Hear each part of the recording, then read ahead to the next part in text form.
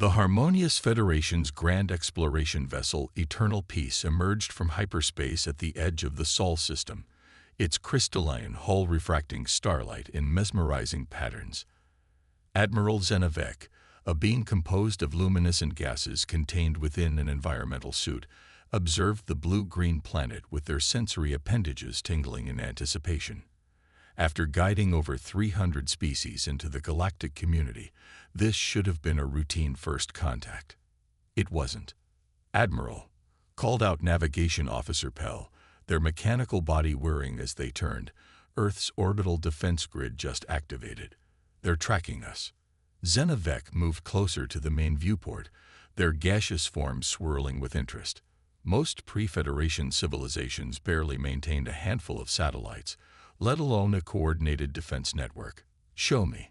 The holographic display revealed a web of satellites and stations encircling Earth, far more sophisticated than any pre-Federation civilization should possess. Each installation maintained perfect positioning, their energy signatures suggesting capabilities that rivaled Federation technology. Curious, Zenevek's voice resonated through their translator. They've achieved this level of advancement independently. Initiate standard greeting protocol. The message was simple, refined over millennia of successful first contacts. Greetings, people of Earth. We come as representatives of the Harmonious Federation, a union of 312 species dedicated to peace and mutual prosperity. We extend an invitation for dialogue and cultural exchange. The bridge crew waited, their various forms of sensory apparatus focused on Earth's response. Minutes passed, then hours. Still no reply, reported Communications Officer Trull, their crystalline form reflecting the soft light of the bridge. But they're definitely receiving us. Their global networks are alive with discussions about our presence. Zenevek's gaseous form condensed slightly, their species equivalent of a frown. Show me their media broadcasts. The screens filled with Earth's news coverage. Rather than the usual panic or euphoria that accompanied first contact, human reporters calmly discussed the situation. Military experts analyzed the Federation ship's capabilities. Scientists debated potential technological exchanges. Politicians called for careful consideration rather than immediate response. Most irregular, Zenevek mused. They're treating our arrival as if they've been expecting us. Senior Analyst Mira, what do you make of this? The ship's senior analyst, a being of pure energy contained within a matrix of rare elements, pulsed thoughtfully. Admiral, I've been studying their historical records. The humans have been preparing for this moment for centuries. Their literature, entertainment, and scientific discussions all show a species that has deeply contemplated extraterrestrial contact. But here's what's fascinating. They've consistently emphasized maintaining independence and sovereignty in these scenarios. Unprecedented, Zenevek's form swirled faster. Most species eagerly embrace Federation membership for its benefits. The humans appear to have developed their own path entirely. Suddenly, the ship's sensors detected new movement. From Earth's dark side, a fleet of sleek vessels emerged, taking up formation around the planet. Their design was elegant yet practical, incorporating technology that should have been centuries beyond Earth's development stage. Admiral, called out Tactical Officer Kren, their bioengineered brain pulsing with neural activity. These human ships, they're not just defensive platforms.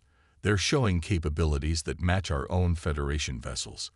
They've achieved this independently, following a completely different technological path than our standard development model. A single text message appeared on their communications display. Message received. The people of Earth acknowledge your presence. We will contact you when we are ready for dialogue. Until then, please maintain your current position beyond lunar orbit. The bridge fell silent. In the Federation's long history of first contacts, no species had ever responded this way. No panic, no immediate acceptance, no diplomatic scrambling. Just calm, calculated control of the situation. Admiral, Senior Analyst Mira pulsed brightly. I believe we're witnessing something unprecedented. The humans aren't just another pre-Federation civilization awaiting guidance. They've developed their own unique approach to technological advancement and interstellar relations. They're treating us as equals, not potential benefactors. Xenavec's gaseous form settled into a pattern of contemplative swirls. Send a message to Federation Council. Tell them we've encountered a species that challenges our fundamental assumptions about civilization development. The humans don't need our guidance. They've been preparing to meet us on their own terms. As the message was sent, Earth's fleet maintained their perfect formation, a clear demonstration of both capability and restraint.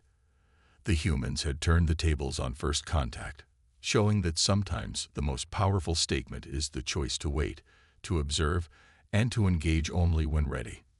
The harmonious Federation, for the first time in its history, found itself in an unfamiliar position, waiting for another species to decide if they wanted to talk. Deep within the Rocky Mountains, in a facility unknown to most of humanity, Director Sarah Chen stood before a wall of holographic displays monitoring Earth's defense grid. The arrival of the harmonious Federation ship had triggered Silent Sentinel, a protocol decades in the making. "Status report," she commanded, her voice steady, despite the historic moment unfolding before them. Dr. James Martinez, head of xenotechnology, gestured at the central display. "Their ship matches our theoretical models of post-quantum civilizations. Advanced, yes, but not incomprehensible. Our shield harmonics are successfully masking our more advanced installations." The room hummed with activity as analysts and officers monitored every aspect of humanity's hidden defensive network. What the Federation could see was impressive enough. A sophisticated orbital grid that demonstrated humanity's technological capability. What remained hidden was far more remarkable. "Quantum entanglement network remains undetected," reported Dr. Yuki Tanaka, her fingers dancing across holographic controls. "They have no idea we're monitoring their internal communications. Their encryption is advanced, but nothing our quantum systems can't handle." Sarah nodded, remembering the decades of preparation that led to this moment. While the world's governments publicly focused on conventional space programs, a secret coalition of nations had been working together, pooling resources and brilliant minds to prepare for this inevitable encounter. "They're still trying to understand our non-response," Lieutenant Carlos Rodriguez announced from his station. "Their analysts are particularly puzzled by our technological development path. They keep referencing something called the Standard Development Model." Sarah allowed herself a small smile.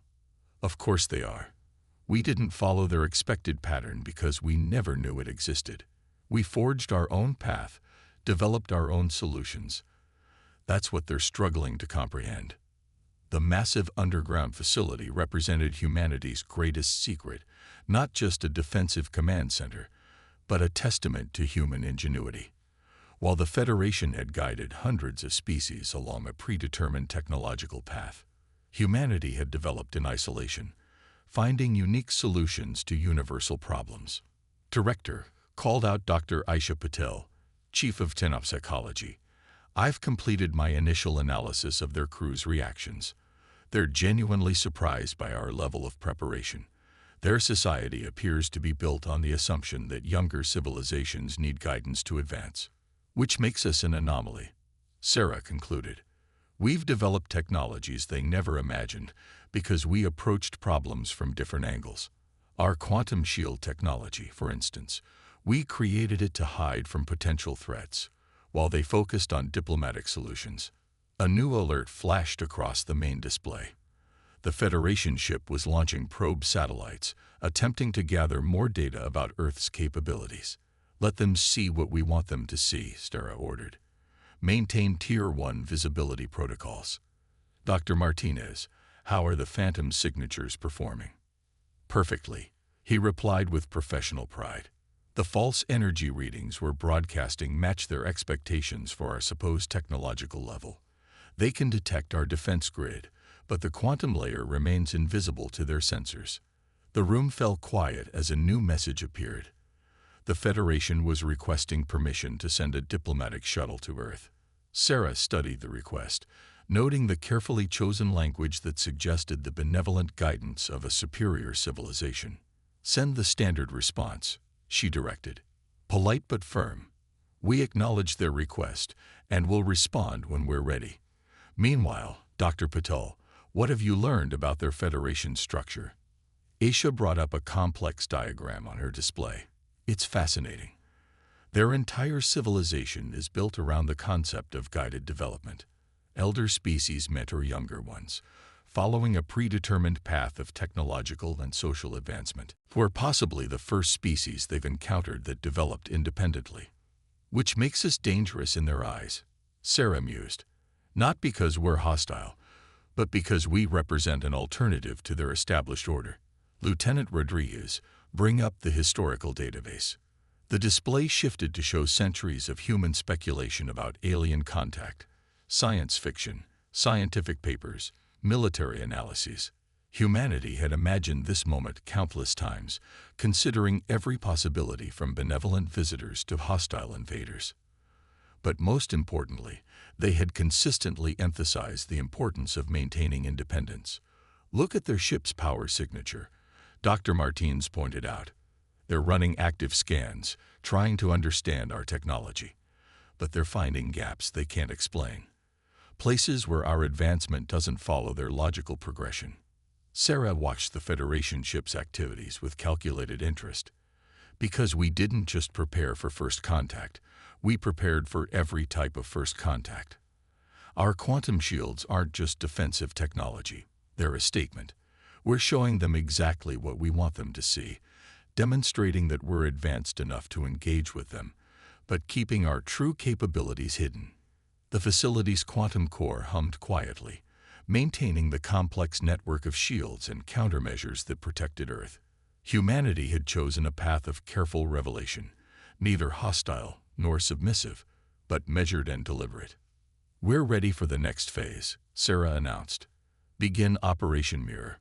Let's show our visitors that humanity isn't just another species waiting to be guided. We're a civilization that chose its own path, and we're prepared to walk it." As her team began implementing the next stage of humanity's carefully crafted first contact protocol, Sarah reflected on the irony of the situation. The Federation had come to guide humanity into the galactic community, never suspecting that humanity had spent generations preparing to redefine what that community could be. The grand chamber of the harmonious Federation erupted in chaos. The curved walls of living crystal, normally pulsing with calm blues and greens, now flashed with agitated reds and oranges, reflecting the unprecedented tension among the assembled representatives. High Counselor Vexera, their crystalline form towering over the central podium, raised all four arms for silence. The chamber's acoustic dampeners struggled to contain the overlapping voices of 300 species arguing in their native tongues. "Order." Vexera's harmonics resonated through the chamber. "We must maintain composure. Admiral Vec, please continue your report." Admiral Zenavec's gaseous form swirled with careful precision as they projected their findings. "The humans have demonstrated technological capabilities that defy our understanding of civilizational development. Their defensive grid shows signs of quantum manipulation we've never encountered. More concerning, we've detected energy signatures that suggest they're hiding far more advanced technologies." The holographic display showed Earth's orbital defense network, but now with overlay analysis revealing mysterious gaps in expected energy patterns. Representative Cole, a beam of pure thought housed in a mechanical shell, moved forward. "Impossible." Cole's synthetic voice cut through the murmurs. "No species can achieve quantum manipulation without going through the standard development phases. We've guided hundreds of civilizations. The pattern is absolute." Senior Analyst Mira pulsed with disagreement. "The evidence suggests otherwise. The humans didn't just skip steps. They found entirely different paths to similar technological ends. Their approach to quantum mechanics appears to be fundamentally different from our own." The chamber erupted again. A species developing advanced technology without Federation guidance challenged the very foundations of their society. For millennia, The Federation had discovered young civilizations, guided their development, and welcomed them into the galactic community. The process was considered natural, inevitable. There's more. Admiral Vec continued once order was restored. We've detected signs of massive energy generation facilities hidden beneath their planet's surface. Their power output rivals our most advanced systems, but the underlying principles are completely foreign to our science. High Counselor Vexera's crystalline form dimmed slightly, a sign of deep concern. What do we know about their social development? Surely a species advancing so rapidly must have destroyed itself through conflict. Dr. Lysandra, the Federation's chief xenosociologist, moved to the center of the chamber. Her bioluminescent tentacles created patterns of light. As she spoke, "That's another anomaly. The humans have indeed experienced numerous conflicts, but these conflicts appear to have driven their advancement rather than hindering it. They've developed a unique approach to unity, not the elimination of differences, but the strength to maintain them while working together." The display shifted to show Earth's various nations, cultures, and governments. They don't have a single unified government like most species at their technological level. Instead, they've created complex systems of cooperation while maintaining distinct cultural identities. Their preparation for extraterrestrial contact appears to have been one of the few truly global initiatives they've undertaken. A representative from one of the Federation's founding species, a being of pure energy, flared with agitation. This challenges everything we believe about civilizational development. Our guidance has always been necessary to prevent young species from destroying themselves. Yet these humans have proven that there might be other paths. Mira completed the thought. Their technology, their social structures, their entire approach to advancement. It's all developed along lines we never imagined possible. High Counselor Vexera raised their arms again, bringing focus back to the central issue. The question before us is clear. How do we proceed with a species that not only doesn't need our guidance, but may have developed capabilities we don't fully understand? Admiral Vec's gaseous form twisted into complex patterns. There's another concern. Our latest analysis suggests the humans are actively studying us. Their responses are too perfect, their technological demonstrations too precise. They're not just reacting to our presence, they're conducting their own evaluation of the Federation. The chamber fell silent as the implications sank in. For the first time in their history, the Federation found themselves being assessed by a younger species rather than the other way around. "We're detecting new activity from Earth," Admiral Vec reported suddenly. "They're activating something in their lunar installations." The holographic display shifted to show a massive array of devices emerging from the lunar surface, technology that had been completely hidden from Federation sensors until now. The energy readings were off the charts, suggesting capabilities far beyond what the humans had revealed so far. "They're sending a message," Vec announced. "Text only, but the implications." The message appeared in the center of the chamber, translated into all Federation languages. The Harmonious Federation is invited to send a single diplomatic vessel to coordinates attached. We are prepared to begin preliminary discussions about our civilization's future relationship as equals.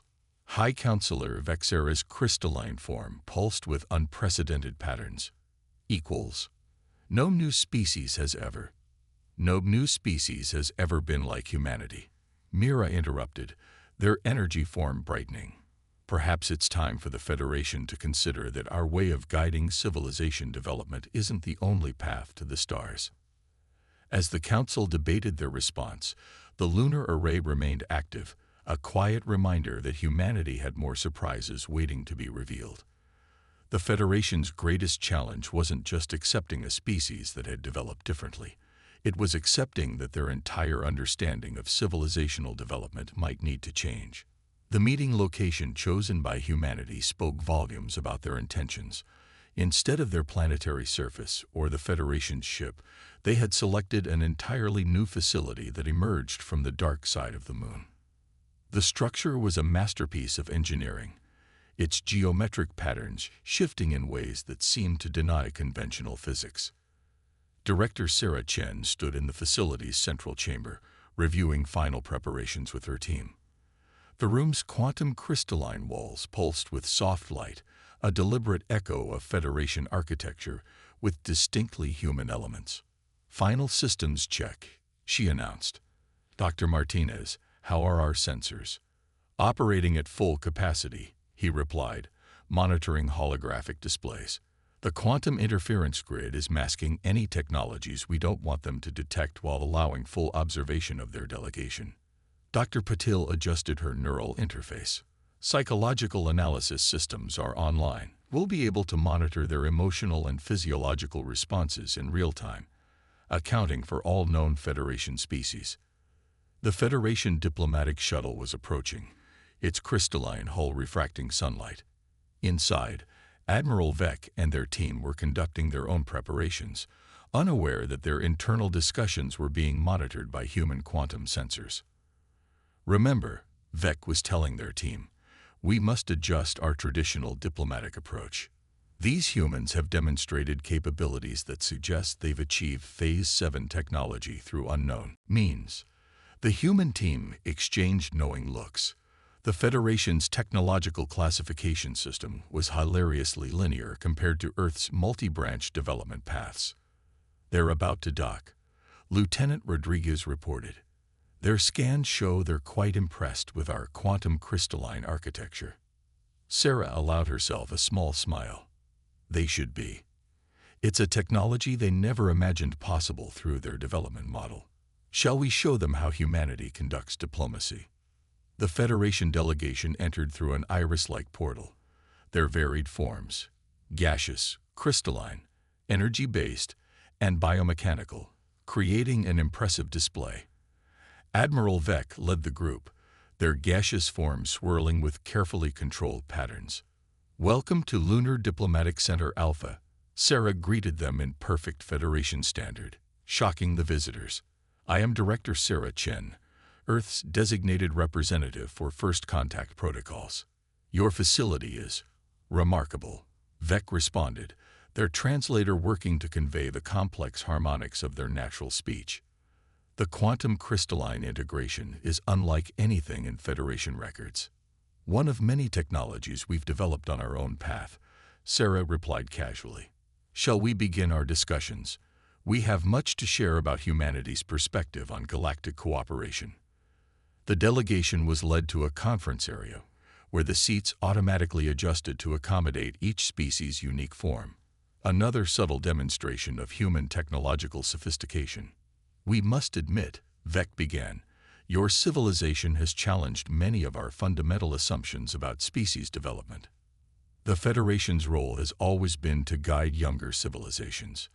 "A noble goal," Sarah interrupted smoothly, "but one based on a limited understanding of developmental possibilities. Humanity chose a different path, one of independent advancement and preparation." The human team activated a holographic display, showing Earth's true defensive capabilities. The Federation delegates watched in stunned silence as layer after layer of previously hidden technology was revealed. "This is impossible," one of the Federation scientists exclaimed. "These advancement patterns violate all known development models." "They violate your models," Dr. Martins corrected. "We developed according to our own needs and understanding. Our quantum mechanics took a completely different theoretical approach than yours. We achieved faster than light travel through dimensional folding rather than your hyperspace methods." Sarah continued, "Humanity has spent generations preparing for this moment, not just technologically, but culturally and diplomatically. We studied the possibilities of extraterrestrial contact from every angle. We developed technologies to defend ourselves, yes, but also to ensure we could engage with alien civilizations as equals." The human team proceeded to outline their proposed framework for interaction with the Federation. It wasn't the usual process of a young species being guided into the galactic community. Instead, it was a carefully crafted protocol for mutual exchange and cooperation between distinct civilizational approaches. "We're not interested in being guided," Sarah explained. We're interested in genuine exchange. Your Federation has achieved remarkable things, but so has humanity. We believe both our civilizations could benefit from learning from each other's different paths of development. Admiral Vek's form swirled with complex emotions their translator struggled to convey. You're proposing something unprecedented. No species has ever joined the Federation as an equal from first contact. Then perhaps it's time for the Federation to evolve, Sarah suggested. Humanity brings new perspectives, different solutions to universal problems. We've developed technologies you never imagined possible because we approached them from completely different angles.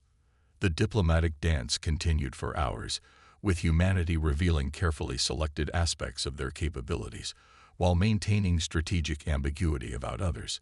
The Federation delegation found themselves repeatedly surprised by the depth of human preparation and the sophistication of their diplomatic approach.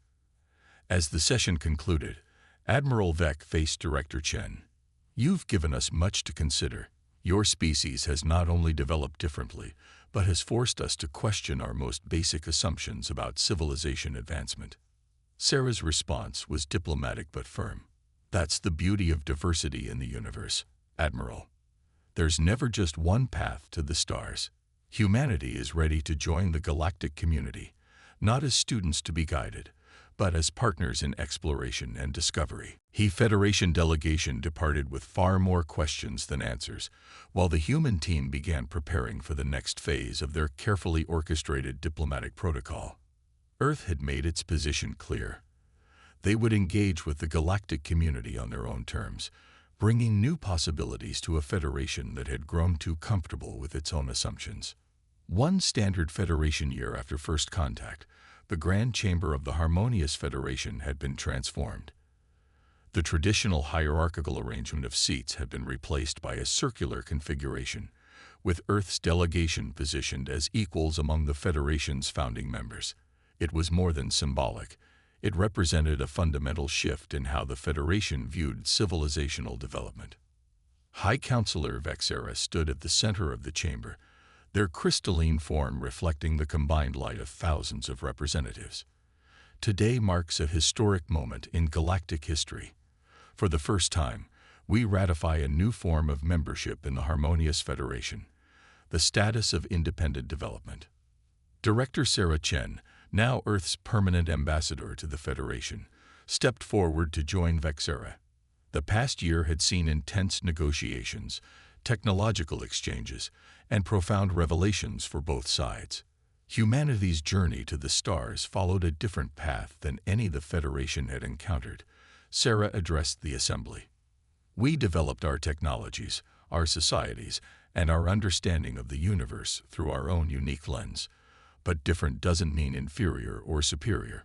It simply means there's more than one way to advance. The Chamber's holographic displays showed the remarkable achievements of the past year. Federation scientists had been astounded by humanity's approach to quantum mechanics, while Earth scientists had gained new insights from the Federation's mastery of crystalline computing. But the most profound changes had been philosophical. Admiral Vek, now the Federation's chief of sinological studies, moved their gaseous form into the discussion space. The humans showed us that our assumption about the necessity of guided development was just that, an assumption. Their success forced us to question everything we believed about how civilizations progress. The displays shifted to show newly discovered civilizations across the galaxy. The Federation had begun applying lessons learned from humanity, approaching these species with more openness to different developmental paths. The Independent Development Protocol, Sarah explained, recognizes that some species may achieve advanced status through their own unique paths. It establishes frameworks for mutual exchange rather than hierarchical guidance. Dr. Lissandra's bioluminescent tentacles created patterns of excitement as she presented her findings. We've already identified 3 other civilizations following non-standard development paths. Without humanity's example, we might have dismissed them as anomalies or tried to force them into our traditional development model. The Chamber's mood was contemplative as the implications sank in. The Federation had prided itself on guiding younger species, but humanity had shown them the value of letting civilizations find their own way. But perhaps the most significant change, High Counselor Vexera continued, has been in how we view ourselves. The Federation was founded on principles of harmony and progress, but we had become rigid in our understanding of how that progress should occur. The holographic displays showed new joint projects between Earth and various Federation species, hybrid technologies that combine different approaches to similar problems, creating solutions neither civilization would have discovered alone. Sarah activated a final display, showing Earth's latest achievement, a new form of faster-than-light travel that combined humanity's dimensional folding principles with Federation hyperspace technology. This is what true cooperation between equals can achieve, not one civilization teaching another, but different species combining their unique perspectives to push the boundaries of what's possible. The ratification vote was unanimous. The Federation had not just accepted a new member, they had embraced a new way of thinking about civilizational development and galactic cooperation. As the ceremony concluded, Admiral Vec approached Sarah privately. "You knew this would happen, didn't you? From that first moment when you chose not to respond to our contact signal, humanity was already implementing a plan to change how the Federation operated." Sarah smiled diplomatically. "We had considered various scenarios. Humanity's greatest strength isn't our technology or our preparation. It's our ability to adapt and find new solutions. We hoped the Federation would share that ability. And if we hadn't," Vec's gaseous form swirled with curiosity, "then we would have continued on our own path." Sarah replied simply, "But we believed in the possibility of something better, true cooperation between different but equal civilizations." As they looked out at the Earth Federation hybrid ships preparing to explore unknown regions of space, both representatives understood that this was just the beginning. The galaxy was vast, filled with countless species following their own paths to the stars. The Federation had learned from humanity that true harmony didn't come from following a single path, but from embracing the infinite possibilities of development. The new paradigm was set. Future civilizations would have the freedom to develop along their own paths, with the Federation serving not as a guide, but as a partner in the grand journey of discovery. Humanity had not just joined the galactic community, they had helped it evolve into something greater than it had been before. And somewhere on Earth, in the deep facility beneath the Rocky Mountains, Director Chen's successor watched the ceremony with satisfaction. The next phase of human space exploration was about to begin, and with it, new possibilities that neither humanity nor the Federation had yet imagined.